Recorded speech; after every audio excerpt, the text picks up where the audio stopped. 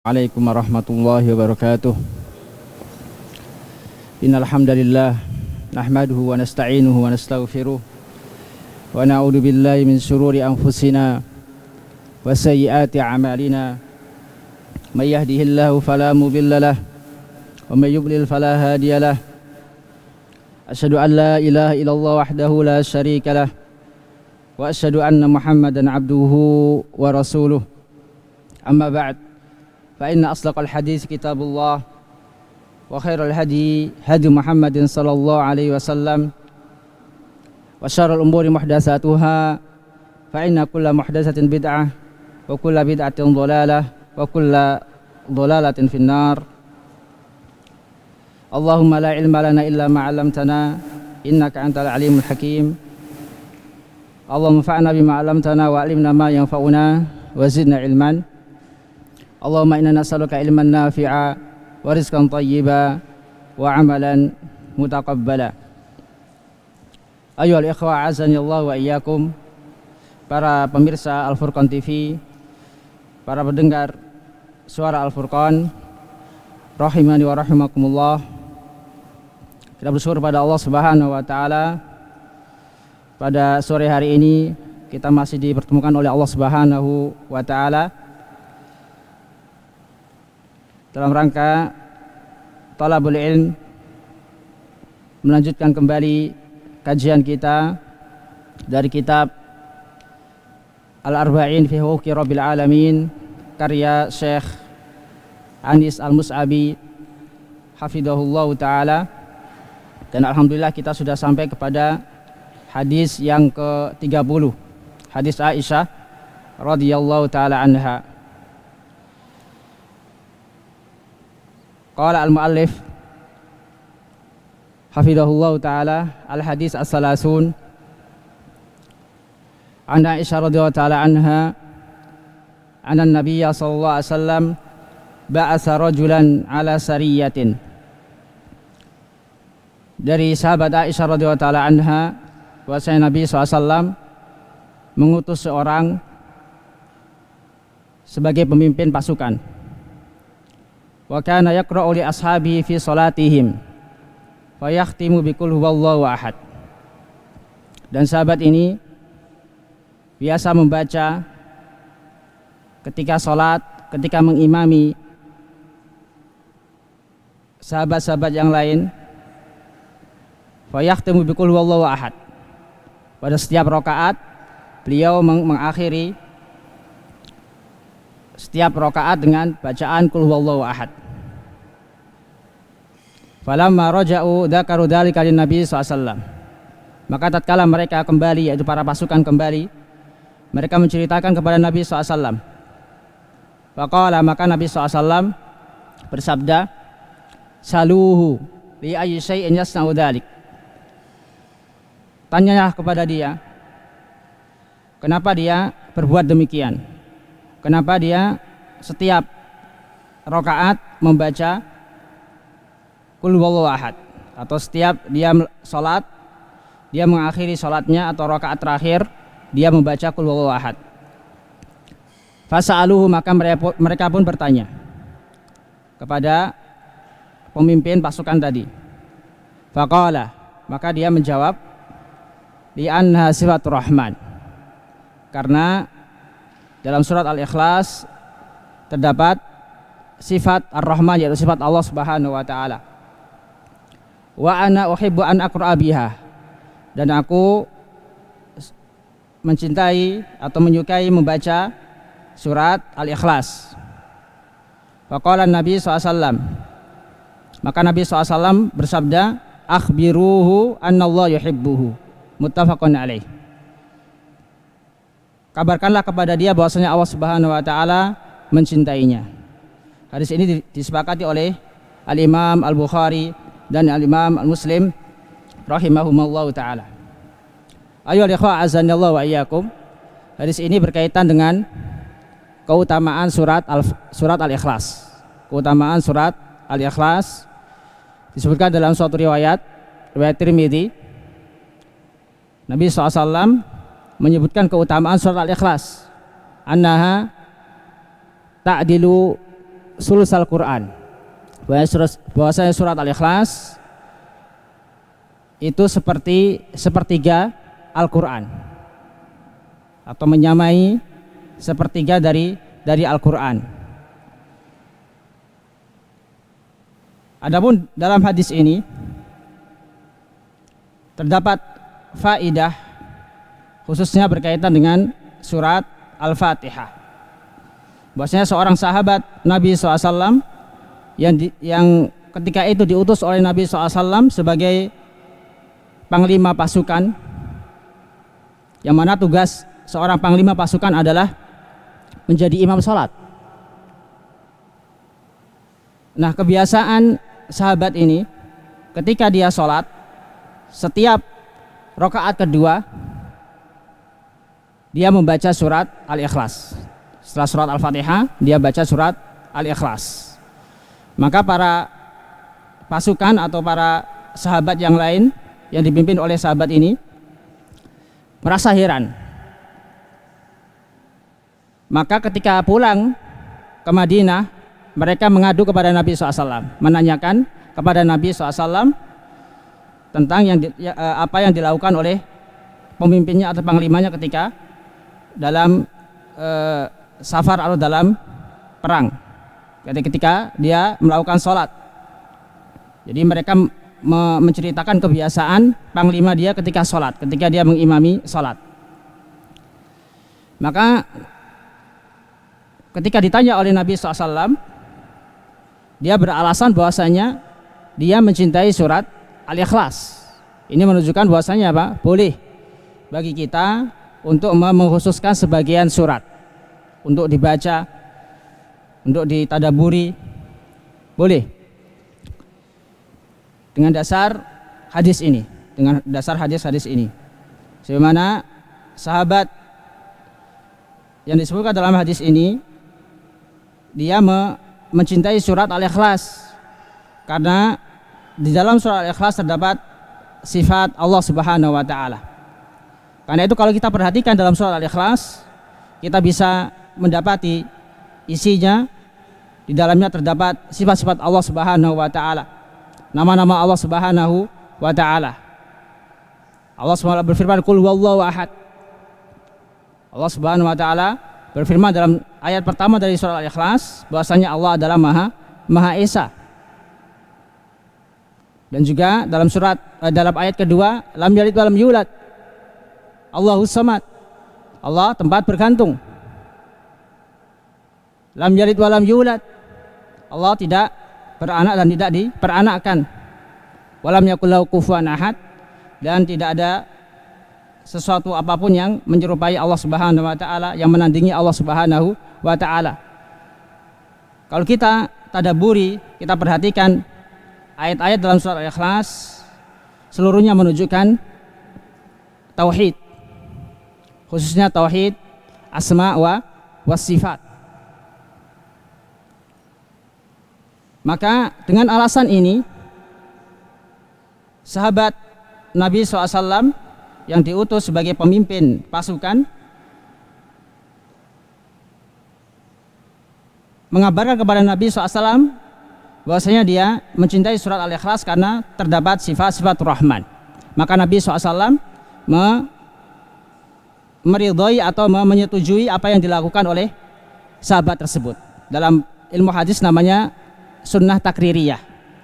Sunnah takririyah. Jadi seorang sahabat melakukan sesuatu di hadapan Nabi SAW, kemudian Nabi SAW tidak mengingkarinya. Dan bahkan Nabi SAW mengatakan dalam hadis ini, akhbiruhu annallaha yuhibbuhu.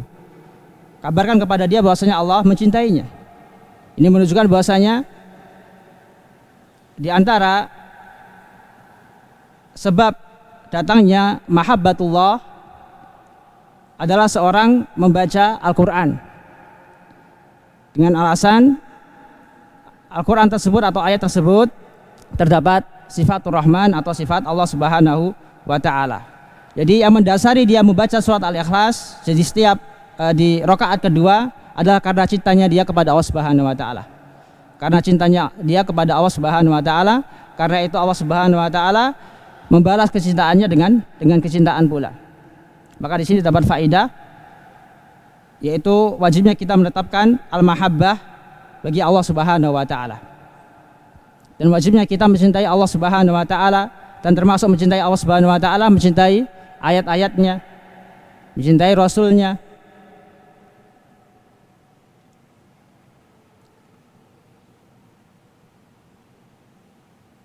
Maka faedah dari hadis ini atau kesimpulan dari hadis ini, hadis ini menjelaskan keutamaan surat Al-Ikhlas. Menjelaskan keutamaan surat Al-Ikhlas. Jadi di antara sekian surat ada yang sahih keutamaannya di dalam hadis melalui hadis Nabi SAW. Karena sebagian surat-surat yang di situ terdapat keutamaan kebanyakan berasal dari hadis-hadis yang dhaif, bahkan hadis yang maudhu. Adapun keutamaan surat Al-Ikhlas dalam hadis ini dikeluarkan oleh Bukhari dan Muslim, menunjukkan bahwasanya surat Al-Ikhlas memiliki keutamaan yang mana datang dari riwayat yang sahih, datang dari riwayat yang sahih. Karena kebanyakan surat-surat yang di situ terdapat keutamaan dasarnya adalah hadis-hadis yang lemah, bahkan yang palsu. Seperti keutamaan membaca surat Maryam bagi orang yang ingin memiliki anak perempuan, biar anaknya cantik, memperbanyak surat Maryam. Atau biar anaknya ganteng, memperbanyak surat Yusuf. Ini hadisnya tidak sahih, hadisnya tidak sahih. Jadi sebagian hadis-hadis Nabi SAW yang berkaitan tentang keutamaan surat di dalam Al-Quran ada yang sahih dan ada yang dhaif, dan di antara yang sahih adalah surat Al-Ikhlas. Surat Al-Ikhlas tadi telah kita sampaikan, di antara keutamaannya adalah bahwasanya surat Al-Ikhlas, orang yang membaca surat Al-Ikhlas seperti membaca sepertiga Al-Quran, seperti membaca sepertiga Al-Quran. Dan juga yang kedua, orang yang membaca surat Al-Ikhlas karena cintanya dia kepada Allah Subhanahu wa taala, karena surat Al-Ikhlas terdapat kandungan yang dalam tentang sifat Allah Subhanahu wa taala, maka dia akan mendapatkan pahala dari Allah Subhanahu wa taala. Allah akan membalas kecintaannya dengan kecintaan pula. Hal ini mengingatkan kita tentang kaidah al-jaza' min jinsil amal. Al-jaza' min jinsi al-amal. Pertanyaannya, apakah boleh kita berdalil dengan hadis ini? Karena sebagian orang ketika sholat taraweh di setiap rakaat kedua, pernah kita dapati dia membaca surat Al-Ikhlas. Kalau kita perhatikan sebagian orang, sebagian imam di masjid-masjid tertentu, setiap rakaat kedua membaca surat Al-Ikhlas. Mereka berdalil dengan hadis ini. Mereka berdalil dengan hadis ini. Apakah sahih apa yang mereka jadikan dalil? Kalau kita perhatikan dalam hadis ini, sahabat tersebut membaca atau mengakhiri sholatnya dengan surat Al-Ikhlas karena sebab cinta. Karena cintanya dia kepada Allah Subhanahu wa taala. Karena surat Al-Ikhlas terdapat sifat-sifat Allah Subhanahu wa taala. Tidak menunjukkan bahwasanya disunahkan dalam sholat tarawih membaca surat Al-Ikhlas. Maka barang siapa yang menghususkan di setiap rakaat kedua di sholat tarawih dengan dasar hadis ini, maka dia telah keliru dalam mengambil dalil. Dia telah keliru dalam mengambil dalil. Karena di sini Nabi SAW tidak menyuruh sahabat tersebut untuk membaca surat Al-Ikhlas ketika sholat tarawih. Sholat tarawih atau di setiap rakaat kedua di sholat tarawih. Jadi sering kita jumpai orang membaca surat Al-Ikhlas di setiap rakaat kedua di sholat tarawih dengan dalil hadis ini. Maka kita katakan apa yang mereka jadikan dalil itu kurang tepat, karena hadis ini umum, tidak hanya berlaku dalam sholat tarawih saja.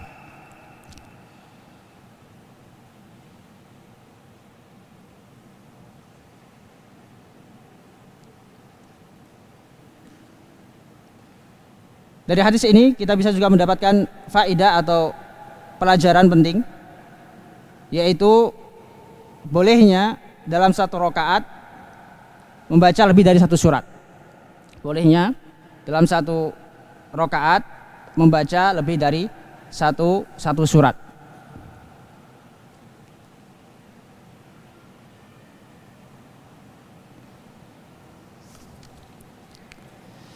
Baik, kita lanjutkan hadis selanjutnya. Al-hadis al-hadi wa salasun, hadis ke-31. An Abi Hurairah radhiyallahu ta'ala anhu, anna Nabiy sallallahu alaihi wasallam qala, lamma khalaqallahu al-khalqa kataba fi kitabihi fa huwa 'indahu fawqa al-'arsy inna rahmati taghlibu ghadabi, muttafaqun alaih. Hadis ke-31 dari sahabat Abu Hurairah radhiyallahu ta'ala anhu, bahwasanya Nabi SAW bersabda, tatkala Allah Subhanahu wa taala menciptakan makhluknya, Allah Subhanahu wa taala menulis di Lauhil Mahfuz, dan Allah Subhanahu wa taala dalam keadaan berada di atas arsy-Nya. Allah Subhanahu wa taala berfirman, inna rahmati taghlibu ghadabi, sesungguhnya rahmatku mengalahkan kemarahanku. Sesungguhnya rahmatku mengalahkan kemarahanku. Muttafaqun alaih. Hadis ini disepakati oleh Al-Bukhari dan Muslim. Ma'asyiral muslimin rahimani wa rahimakumullah. Hadis ini menunjukkan kepada kita bahwasanya Allah Subhanahu wa taala Maha tinggi. Allah Subhanahu wa taala Maha tinggi. Diambil dari sabda Nabi SAW, fa huwa indahu fawqal arsy. Allah Subhanahu wa taala berada di atas arsy-Nya. Kapan? Tatkala Allah Subhanahu wa taala menciptakan makhluknya dan menulis seluruh takdir yang beliau tulis di Lauhil Mahfuz. Maka wajib bagi setiap muslim mengimani, meyakini bahwasanya Allah Subhanahu wa taala berada di atas arsy. Meyakini bahwasanya Allah Subhanahu wa taala berada di atas arsy. Banyak sekali ayat-ayat yang menunjukkan bahwasanya Allah Subhanahu wa taala di atas arsy-Nya. Di antaranya adalah firman Allah Subhanahu wa taala, inna rabbakumullahu alladzi khalaqas samawati wal ard fi sittati ayyam tsumma istawa 'alal arsy. Sesungguhnya Rabb kalian yaitu Allah Subhanahu wa taala yang menciptakan langit dan bumi dalam 6 hari. Kemudian Allah bersemayam di atas arsy. Dan ayat-ayat yang lain yang menunjukkan bahwasanya Allah Subhanahu wa taala bersemayam di atas arsy. Ini termasuk akidah Ahlussunnah wal Jamaah. Meyakini bahwasanya Allah Subhanahu wa taala Maha tinggi, Allah Subhanahu wa taala berada di atas arsy, dan arsy termasuk makhluk Allah Subhanahu wa taala yang sangat besar. Makhluk yang sangat besar adalah arsy.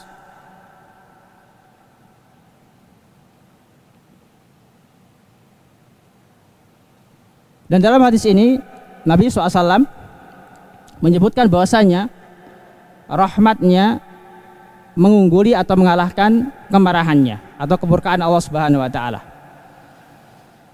Di sini terdapat faedah wajibnya kita menetapkan sifat ar-rahmah, kasih sayang bagi Allah Subhanahu wa taala.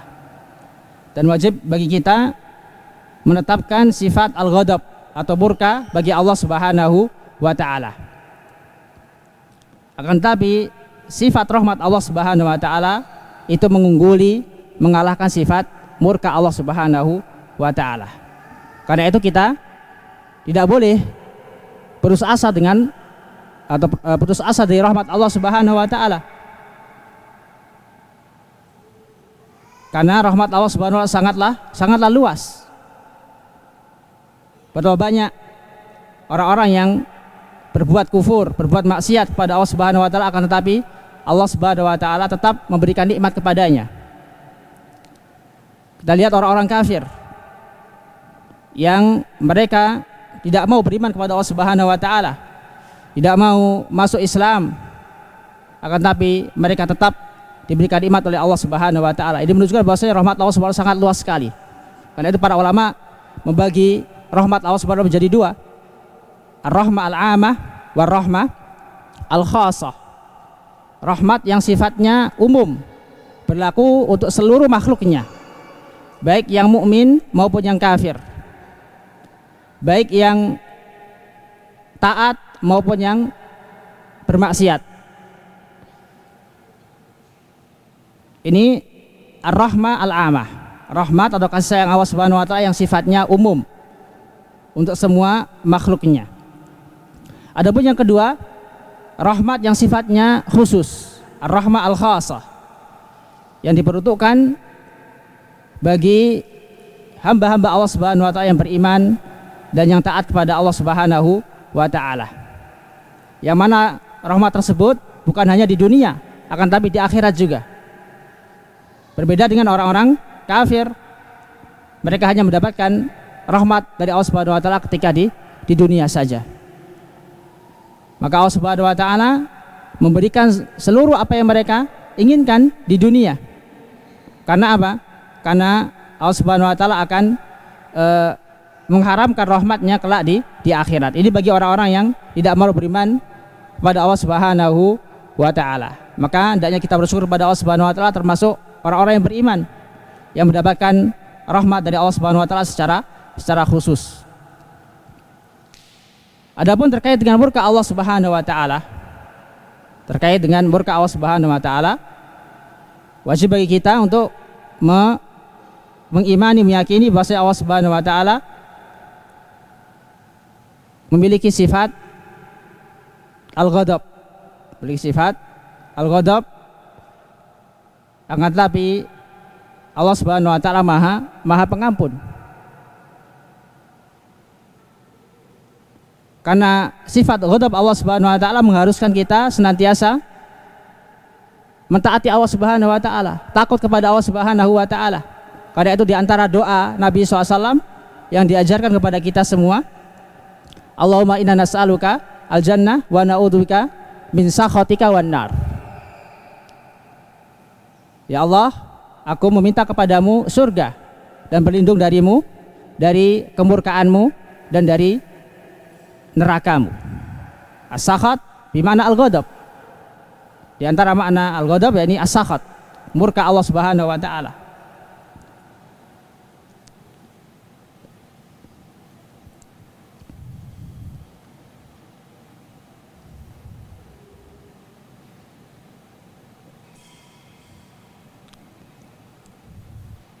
Terkait iman terhadap keberadaan Allah Subhanahu wa ta'ala, bahwasanya Allah Subhanahu wa ta'ala berada di atas arsy-Nya, sebagian kelompok seperti Mu'tazilah, mereka tidak mengimani bahwasanya Allah Subhanahu wa ta'ala berada di atas arsy. Bahkan mereka meyakini bahwasanya Allah Subhanahu wa ta'ala fi kulli makan. Bahkan di antara pokok dari manhaj mereka, manhaj dalam akidah mereka, mereka hanya meyakini nama-nama Allah Subhanahu wa ta'ala saja. Hanya meyakini nama-nama Allah Subhanahu wa ta'ala saja, tidak mau menetapkan sifat-sifat Allah Subhanahu wa ta'ala. Karena itu mereka menolak bahwasanya Allah Subhanahu wa ta'ala berada di atas arsy. Mereka meyakini bahwa Allah Subhanahu wa ta'ala fi kulli makan. Ini termasuk keyakinan yang rusak. Karena apa? Kalau dikatakan bahwa Allah Subhanahu wa ta'ala ada di mana-mana, maka waliyadzubillah Allah ada di tempat-tempat yang kotor. Ini tidak layak bagi Allah Subhanahu wa ta'ala. Wajib bagi kita mensucikan Allah Subhanahu wa ta'ala dari sifat-sifat yang kurang, dari sifat-sifat yang kurang sempurna. Maka meskipun Allah Subhanahu wa ta'ala berada di atas arsy-Nya, akan tapi ilmu Allah Subhanahu wa ta'ala meliputi segala sesuatu. Jangan samakan Allah dengan makhluknya. Allah Subhanahu wa ta'ala berada di atas arsy-Nya, akan tapi Allah Subhanahu wa ta'ala maha dekat dengan makhluknya. Mengetahui semua perbuatan makhluknya, semua gerak-gerik makhluknya, Allah Subhanahu wa ta'ala tahu. Adapun orang-orang Mu'tazilah, karena mereka mengedepankan akal daripada dalil, maka menurut mereka ini tidak masuk akal. Mereka rela menolak dalil atau bahkan mentakwil atau mentahrif, merubah dalil tersebut karena menyelisih akal mereka, menyelisih akal mereka. Maka yang benar adalah akal mengikuti dalil, akal mengikuti wahyu. Setiap akal yang menyelisih wahyu maka akal tersebut tidak sahih. Akal yang menyelisih wahyu adalah akal yang apa? Yang tidak murni, akal yang rusak. Karena setiap akal itu harus tunduk dengan dalil. Bagaikan orang masuk ke dalam gua. Orang yang masuk dalam gua meskipun dia memiliki matanya normal, tapi ketika dia masuk ke dalam gua dan tidak ada penerangan atau lampu atau cahaya, pasti dia tidak akan bisa melihat. Demikian juga akal kita. Akal tanpa ada wahyu dari Allah Subhanahu wa taala, maka kita tidak bisa menggunakan akal kita dengan benar. Maka hendaknya akal mengikuti wahyu, tunduk dengan wahyu Allah Subhanahu wa taala, karena akal kita terbatas. Akal kita terbatas. Lebih-lebih terkait masalah asma wa sifat. Masalah asma wa sifat harus merujuk kepada Al-Qur'an dan Sunnah, atau istilah para ulama adalah tauqifiyah. Tidak boleh kita mengingkari, merubah atau mentakwil nama-nama Allah Subhanahu wa taala, sifat-sifat Allah Subhanahu wa taala yang disebutkan oleh Allah Subhanahu wa taala dalam Al-Qur'an maupun dalam Al-Hadis. Wajib kita mengimani, meyakini dan mempelajari dan mengamalkan, sehingga tatkala kita beribadah kepada Allah Subhanahu wa taala, kita bisa beribadah dengan ikhlas sesuai dengan tuntunan Nabi sallallahu alaihi wasallam. Kita juga bisa berdoa dengan menyebut atau bertawassul dengan menyebut nama-nama Allah Subhanahu wa taala dan juga sifat-sifat Allah Subhanahu wa taala. Karena Allah Subhanahu wa taala berfirman, "Walillahil asmaul husna fad'uuhu biha." Dan Allah Subhanahu wa taala memiliki nama-nama yang baik, maka berdoalah dengannya.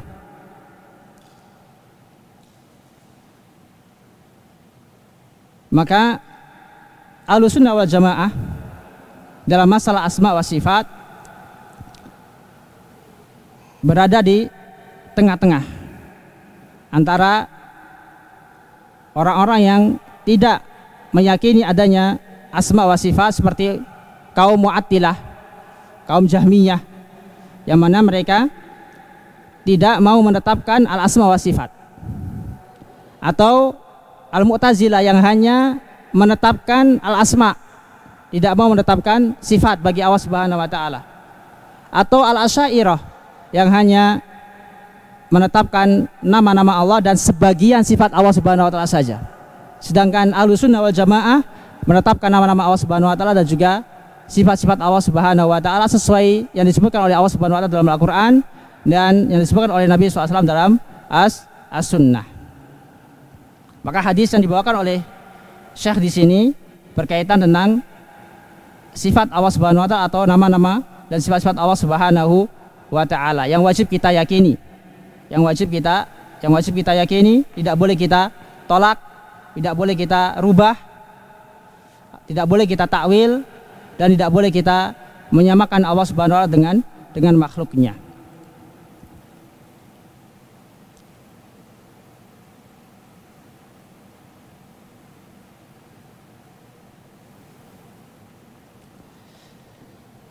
Baik, hadis selanjutnya Al-Hadis As-Sani wa Salasun.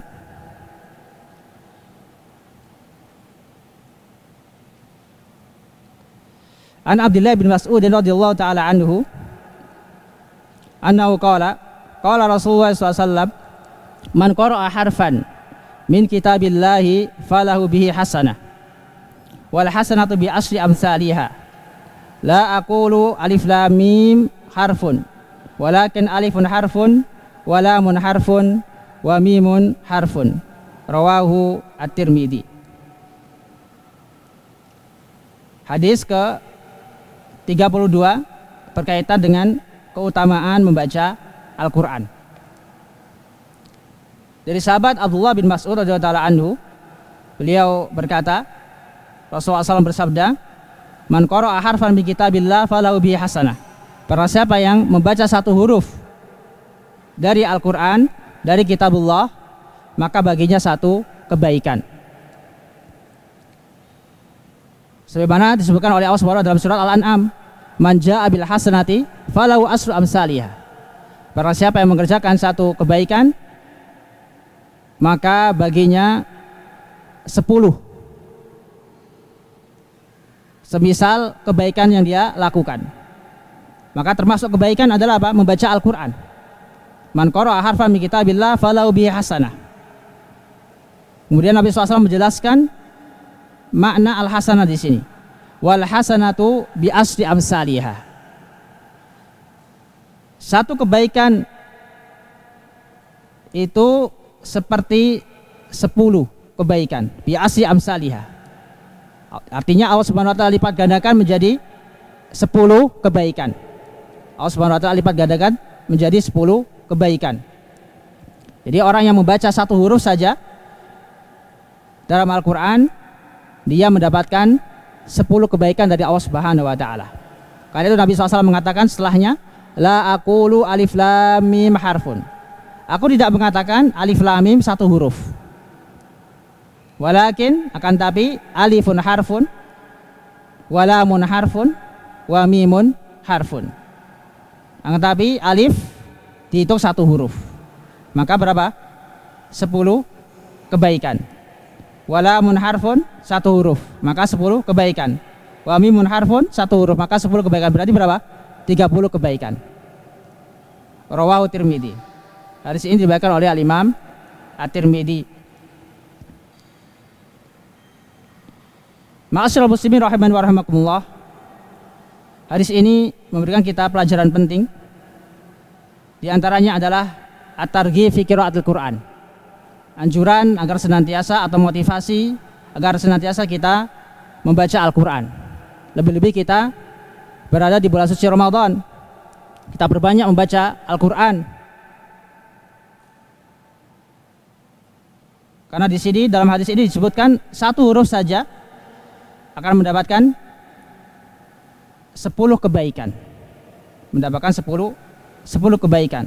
Maka bisa kita bayangkan tatkala kita membaca satu juz, berapa ribu kebaikan yang akan kita dapatkan dari Allah Subhanahu wa taala.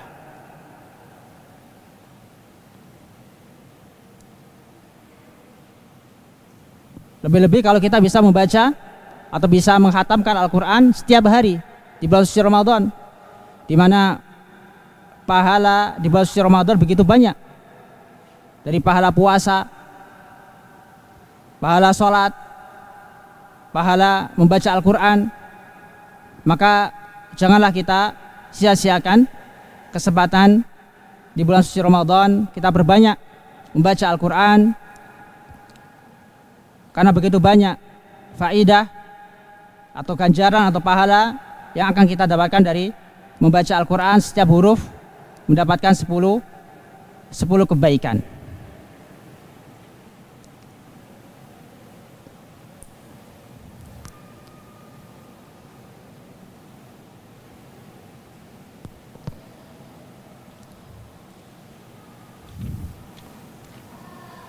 Selanjutnya al-hadis as-salis wa salasun. Hadis ke 33. An Abi Hurairah radhiyallahu ta'ala anhu anna Rasulullah sallallahu alaihi wasallam qala fa walladhi nafsi bi yadihi la yu'minu ahadukum hatta akuna habba ilaihi min walidihi wa waladihi, muttafaqun alaih. Hadis ke 33. Hadis tentang mahabbatur Rasul. Hadis tentang cinta kepada Nabi SAW. Di antara hak Nabi SAW yang wajib kita penuhi, hendaknya kita mencintai Nabi SAW melebihi kecintaan kita daripada kecintaan kita terhadap anak kita atau orang tua kita. Sebagaimana disebutkan dalam hadis ini dari sahabat Abu Hurairah radhiyallahu anhu, bahwasanya Rasulullah SAW bersabda, "Fawalladhi nafsi biyadihi."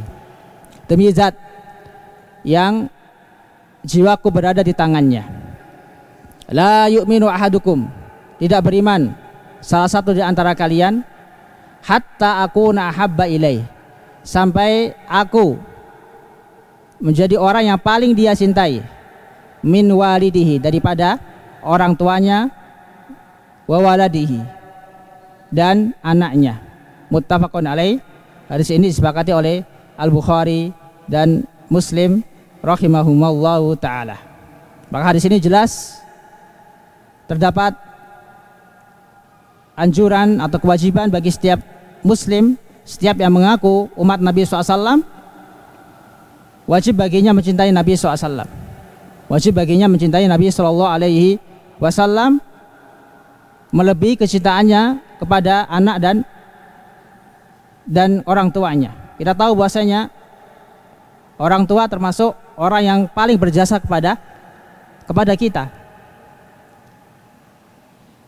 Akan tapi kecintaan kita kepada orang tua kita jangan sampai menyelisihi kecintaan kita kepada Nabi SAW. Karena kecintaan Nabi SAW melebihi segalanya. Dan mencintai Nabi SAW yaitu dengan mengikuti sunnah-sunnahnya, mengamalkan sunnah-sunnahnya, mentaati Nabi SAW, meninggalkan larangan-larangan Nabi SAW. Karena itu tatkala bertentangan antara perintah orang tua dengan perintah Nabi SAW, maka yang harus dikedepankan adalah perintah Nabi SAW. Karena perintah Nabi SAW adalah mutlak. Dan Nabi SAW pernah bersabda, la ta'ata li makhlukin fi ma'siyatil khaliq. Tidak ada ketaatan terhadap makhluk dalam rangka memaksiati Al-Khaliq, yaitu Allah Subhanahu wa taala. Maka tatkala orang tua menyuruh kita berbuat syirik misalnya atau berbuat maksiat, maka tidak boleh bagi kita untuk mentaati orang tua kita.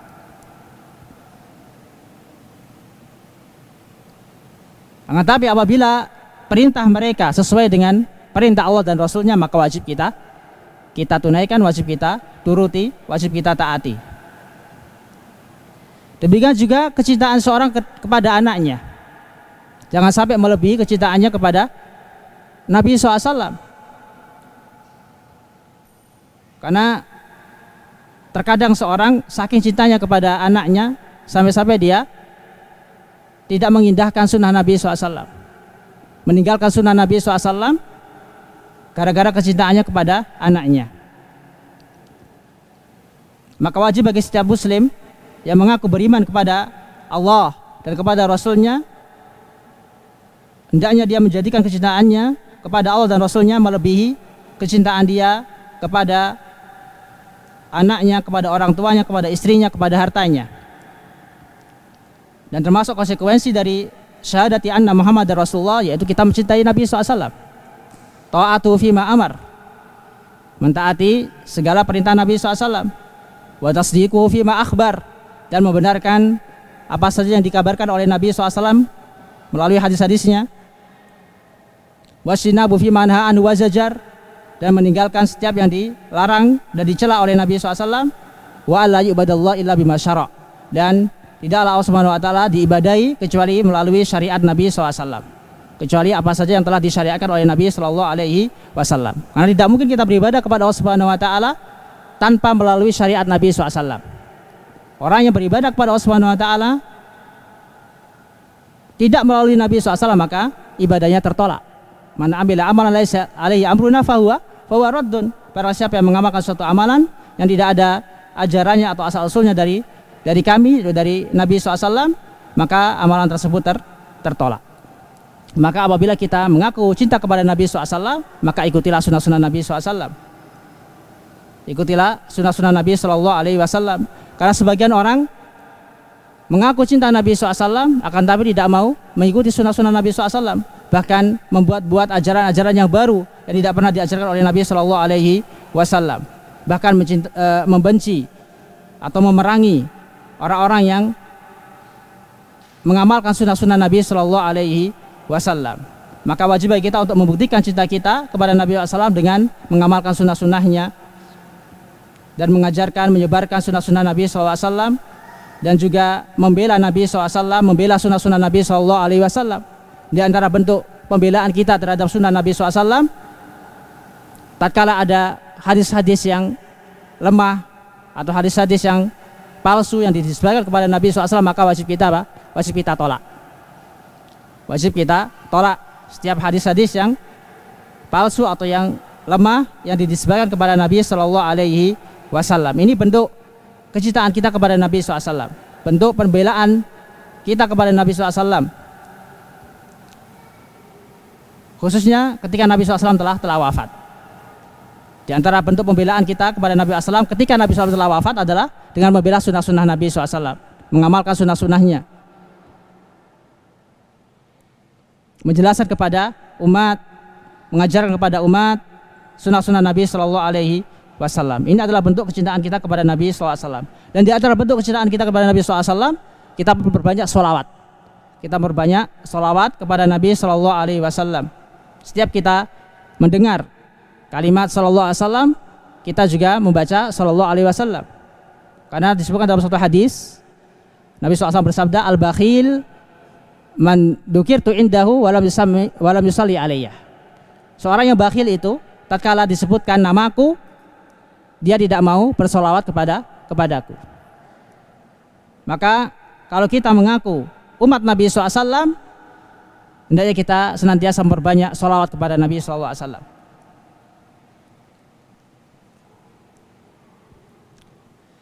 Tab selanjutnya al-hadis ar-rabi wa salasun, hadis ke 34. Qala al-muallif hafidhahullah ta'ala an Anas bin Malik radhiyallahu ta'ala anhu ani Nabi SAW annahu qala salasun man kunna fihi wajada halawatal imani ayyakuna Allah wa rasuluhu ahabba ilaihi mimma siwahuma wa ayyuhibbal mar'a la yuhibbu illa Allah illa lillahi wa ayyuhibbal mar'a wa ayyuhibba al mar'a la yuhibbu illa lillahi wa ayyakraha ayyauda fil kufri kama yakrahu ayyugdafa fin nari. Muttafaqun alaih.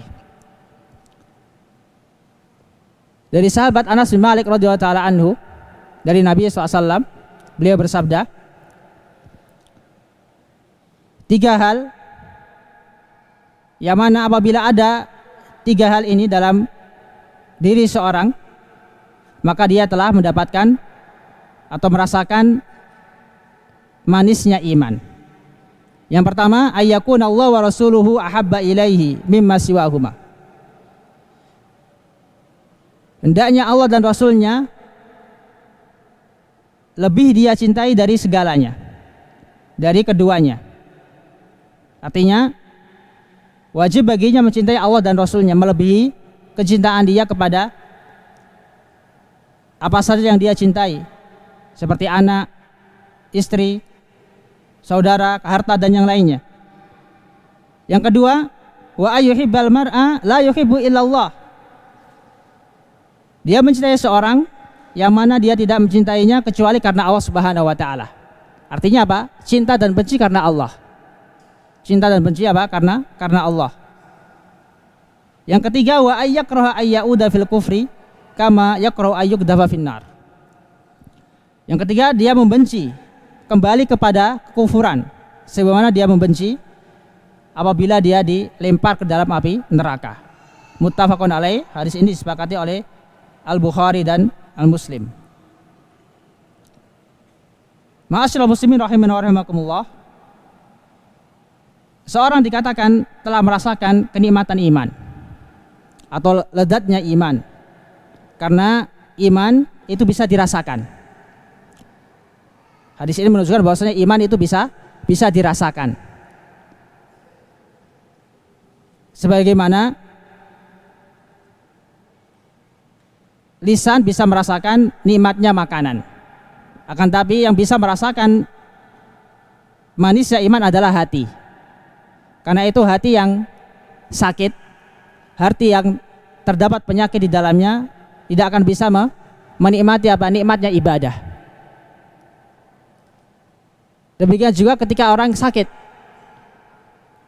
tidak bisa menikmati nikmatnya makanan. Senikmat apapun makanan, selezat apapun minuman, ketika seorang itu sakit, ketika fisiknya sakit, pasti dia tidak akan merasakan kenikmatan. Semuanya terasa pahit. Demikian juga seorang yang hatinya berpenyakit, dia akan merasa susah, merasa berat untuk beribadah kepada Allah Subhanahu wa taala. Maka apa tanda-tanda seorang telah merasakan nikmatnya atau lezatnya iman? Di sini Nabi SAW menyebutkan 3. Yang pertama, yaitu jika dia menjadikan Allah Subhanahu wa taala dan Rasulnya lebih dia cintai daripada segalanya. Jadi pertama adalah cinta kepada Allah dan Rasulnya. Cinta kepada Allah dan Rasulnya. Orang yang mencintai Allah dan Rasulnya, ketika dia beribadah kepada Allah Subhanahu wa taala tidak merasa berat. Bahkan dia rela berlama-lama salat, berlama-lama ibadah karena merasakan nikmatnya iman. Merasakan nikmatnya iman. Karena itu Nabi SAW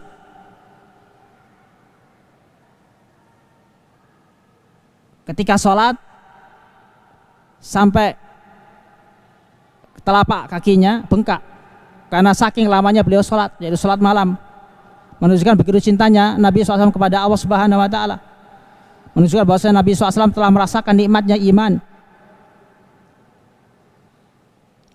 Yang kedua, di antara tanda seorang bisa merasakan nikmatnya iman atau manisnya iman, yaitu apabila dia berteman dengan saudaranya, dia mendasari pertemanannya atau persaudaraannya di atas cinta kepada Allah Subhanahu wa taala. Bukan karena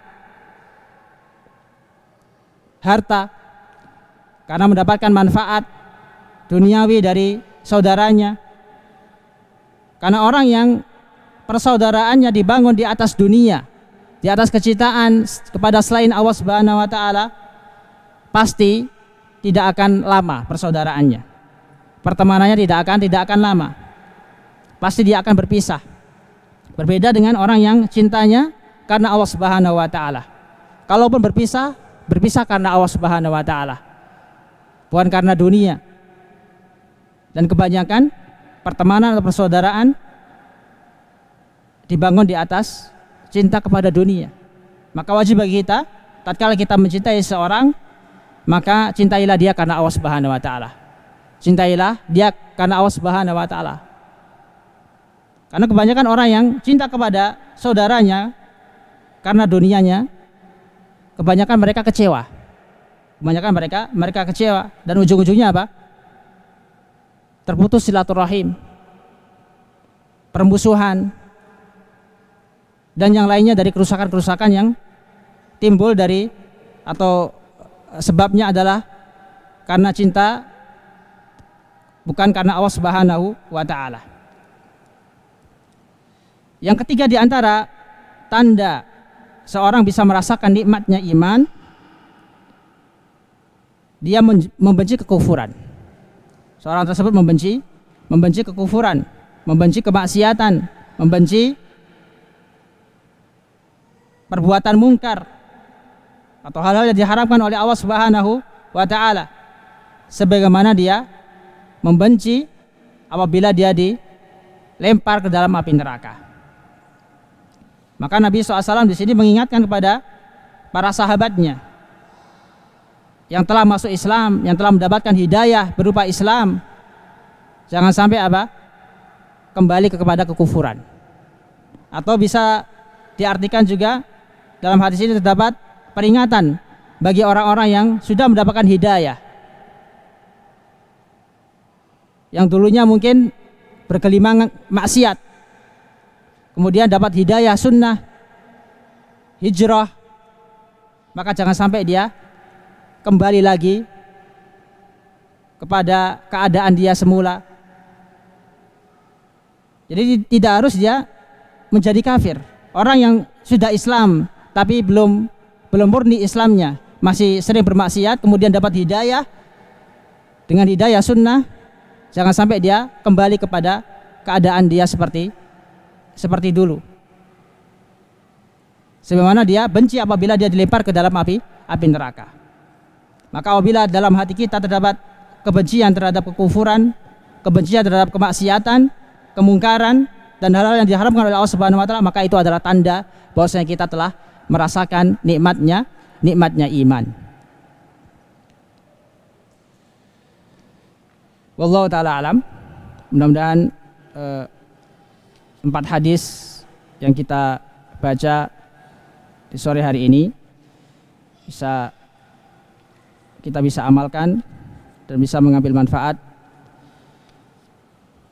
Kita tutup dengan bacaan kafaratul majlis. Subhanaka wa hamdika asyhadu an la ilaha illa anta astaghfiruka wa atubu ilaik. Wa sallallahu nabiyana Muhammadin wa ala alihi washabihi wasallam. Wa akhiru da'wana alhamdulillahirabbil alamin. Wassalamualaikum warahmatullahi wabarakatuh.